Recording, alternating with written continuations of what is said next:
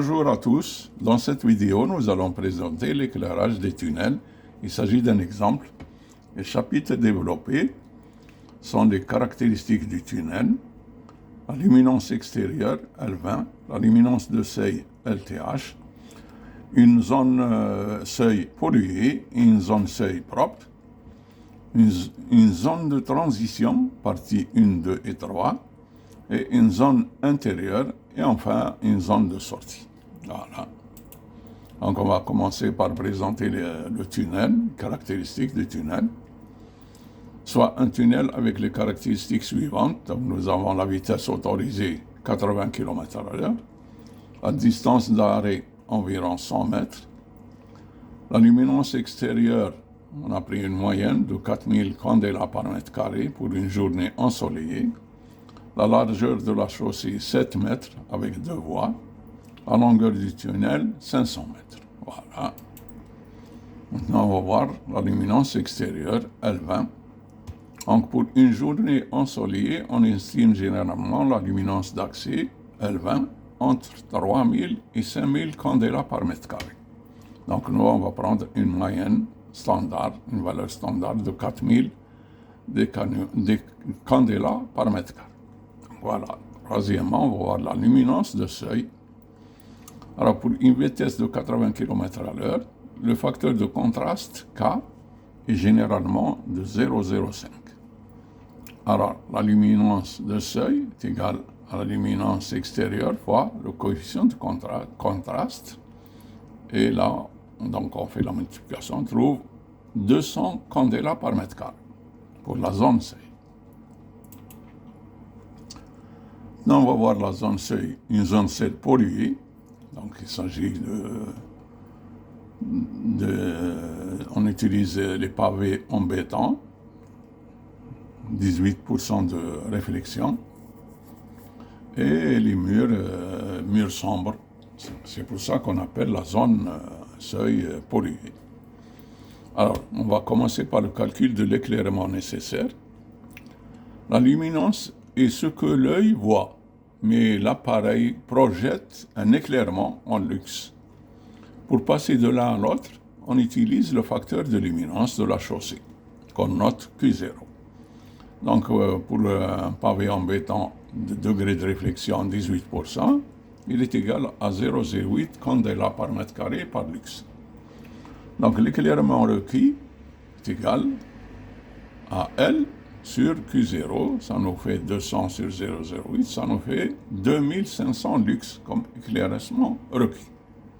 Voilà. Alors la deuxième étape, c'est de la détermination du flux total avec UF facteur d'utilisation. Pour un tunnel de 5 mètres de largeur, on a un facteur d'utilisation de 0,75. Le facteur de maintenance pour un espace pollué, c'est 0,7. Le flux lumineux d'un luminaire, 30 000 lumens, et la surface, 100 fois 7, ça fait 700 mètres carrés. Le flux total, on utilise cette formule pour le déterminer, donc nous avons l'éclairement EM fois la surface divisé par les coefficients facteur d'utilisation et facteur de maintenance. Donc on fait l'opération, ça nous donne ce chiffre-là assez important. Donc l'étape 3, on va déterminer le nombre de luminaires. Luminaires, on a pris 30 000 lumens. Donc on fait la division. Le flux total divisé par le flux d'un seul luminaire, on trouve 111 luminaires. Et on a fait une simulation sur Dialux, on s'aperçoit que c'est le même chiffre. Voilà. On va voir maintenant la zone seuil propre. C'est-à-dire, on va utiliser l'asphalte pour la chaussée et les murs, on va utiliser un carrelage blanc assez réfléchi, une réflexion assez importante. Voilà, donc l'étape 1, c'est le calcul de l'éclairement nécessaire. Facteur de luminance de la chaussée Q0 pour l'asphalte avec un degré de réflexion de 28%. Il est égal à 0,1 candela par mètre carré par lux. Donc l'éclairement requis, EM, on utilise la formule 200 sur 0,1, ça fait 2000 lux. Voilà. Maintenant, on va passer à l'étape 2, détermination du flux total, avec les facteurs d'utilisation 0,8 pour un tunnel de largeur 7 mètres. Alors, le facteur de maintenance, un tunnel standard 0,7. Le flux lumineux d'un luminaire, on va augmenter sur la puissance de 35 000 lumens. La surface, 700 mètres carrés, c'est toujours la même. Et le flux total, on va utiliser cette formule-là. On arrive à 2 500 000. Donc on a vu que le flux total a diminué, voilà, avec une zone propre. Alors l'étape 3, on détermine le nombre de luminaires. Alors donc on prend le flux total divisé par le flux d'un seul luminaire. On trouve 62 luminaires. Et c'est toujours la simulation sur Dialux, elle est la même. Étape 4, calcul de l'interdistance. Alors, l'interdistance, c'est la distance entre deux luminaires voisins. Alors, formule pour une disposition de 3 luminaires sur la largeur de la voie. On met un coefficient 3 devant la formule. Avec W, c'est la largeur. Et tout calcul fait, on trouve 4,2 mètres.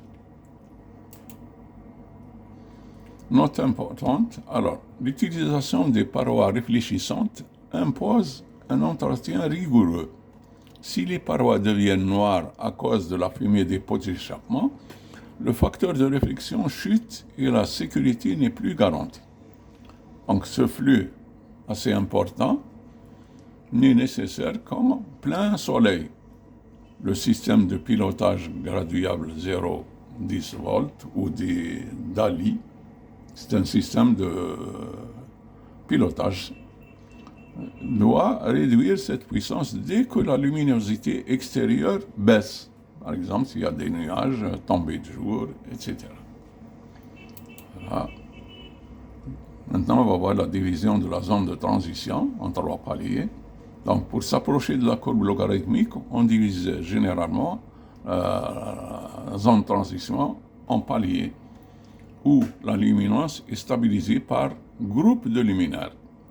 Donc on va là, ici, nous avons un tableau qui donne la zone, on va donner les éléments pour chaque zone, la longueur, la luminance et puis la justification normative. On va rappeler la zone seuil, longueur 100 mètres, luminance 200 candela par mètre carré, et c'est la référence de base. Voilà, et ensuite nous avons la zone de transition en 3 paliers. Premier palier 50 mètres, 70 mètres pour le deuxième palier, 80 mètres pour le troisième palier.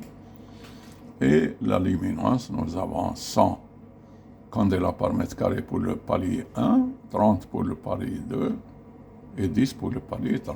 Donc là, comment on a déterminé ça? La continuité de seuil, L1 supérieur à 40%.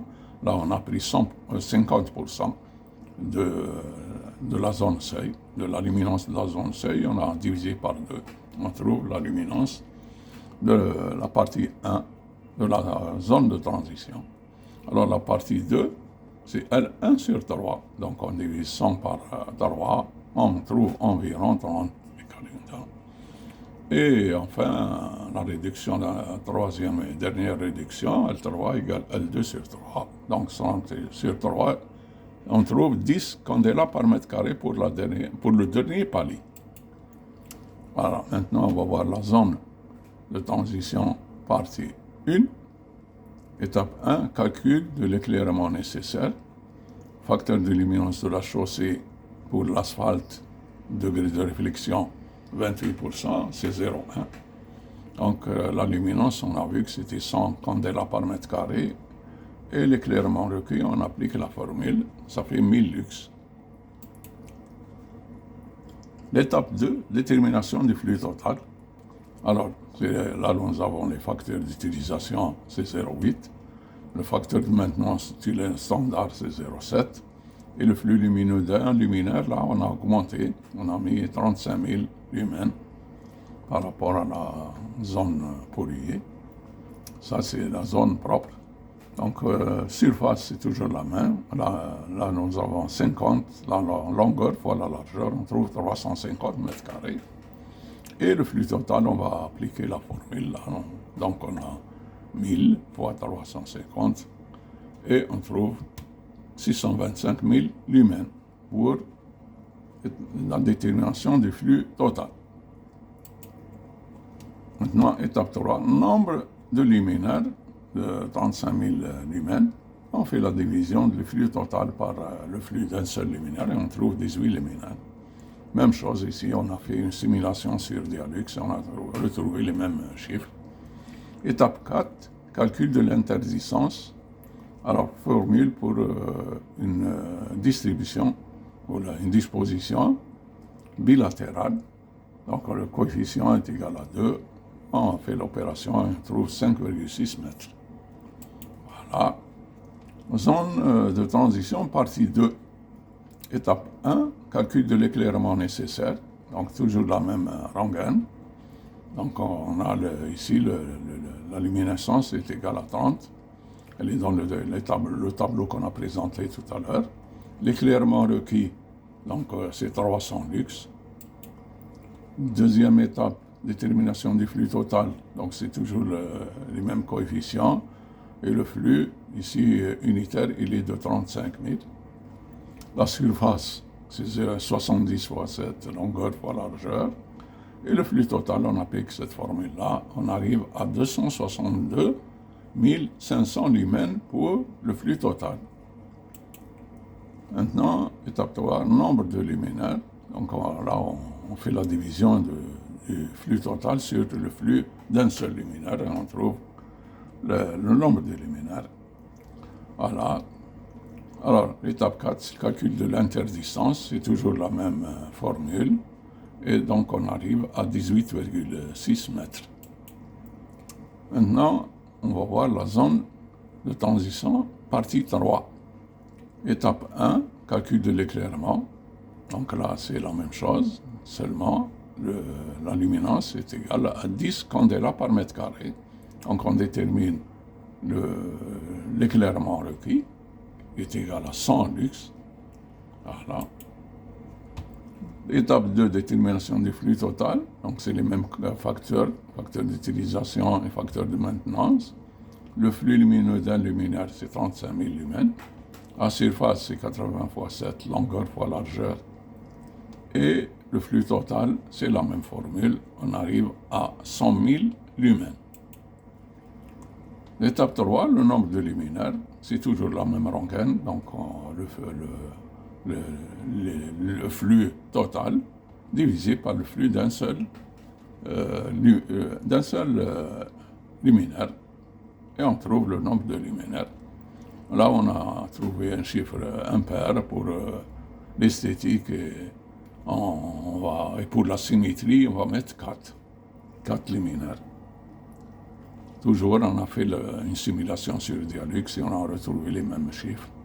L'étape 4, c'est le calcul de l'interdistance.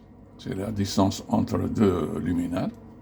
Là, nous avons une disposition unilatérale, donc le coefficient est égal à 1. Et on a fait le calcul, on retrouve 28 mètres. Voilà, maintenant, on va passer à la zone intérieure. Toujours le même travail. Étape 1, calcul de l'éclairement nécessaire. Facteur de luminance, alors pour l'asphalte, de degré de réflexion 28%, c'est 0,1. Et la luminance, c'est 3 candela par mètre carré. On détermine l'éclairement requis, on trouve donc 30 lux.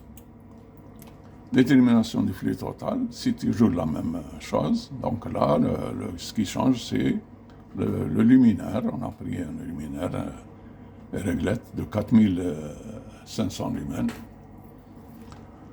Alors, la surface S, on a longueur par largeur, on trouve 980 mètres carrés.